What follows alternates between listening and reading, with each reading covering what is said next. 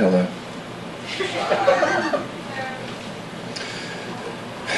I think it's fair to assume that everyone here has a friend who is just the dumbest human being to ever meet your acquaintance. You often hear something like completely asinine come out of his or her mouth, and you think to yourself, why the hell am I friends with you? I feel dumber just being around you, you incompetent featherbrain.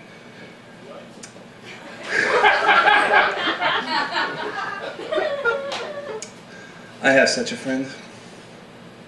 And I bet she's twice as half-witted as your dumb friend. Those of you who were confused by the fraction that was involved in that last sentence probably don't have a dumb friend, but your friends do.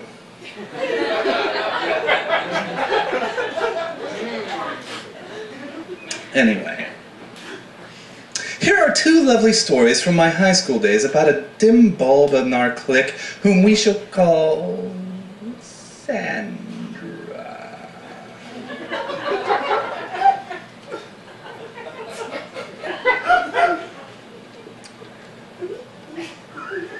When we were all 17, my friend Stephanie found out that she had a cyst the size of a small basketball on her spleen. Her doctors tried draining it a few times, but it kept growing back. They came to the conclusion that the only option was to remove her spleen. After a week in the hospital following the operation, Sandra and I visited poor Stephanie at her house. We chatted about the surgery and the scar and whatnot for a few minutes, and then Sandra turned to Stephanie and asked,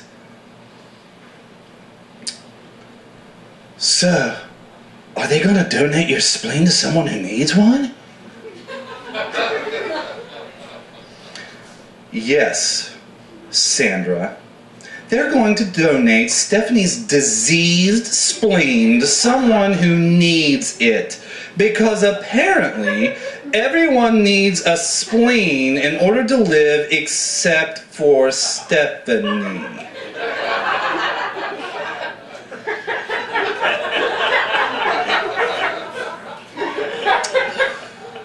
Yes.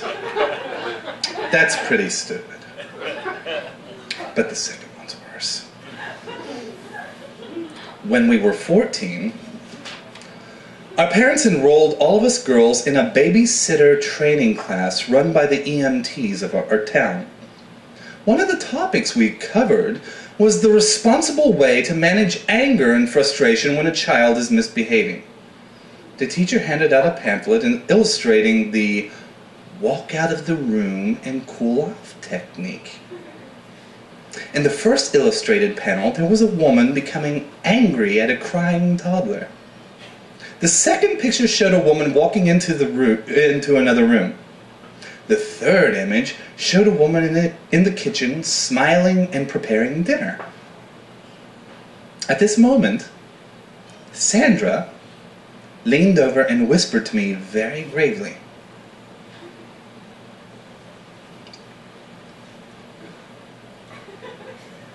"Are you supposed to cook the kid?"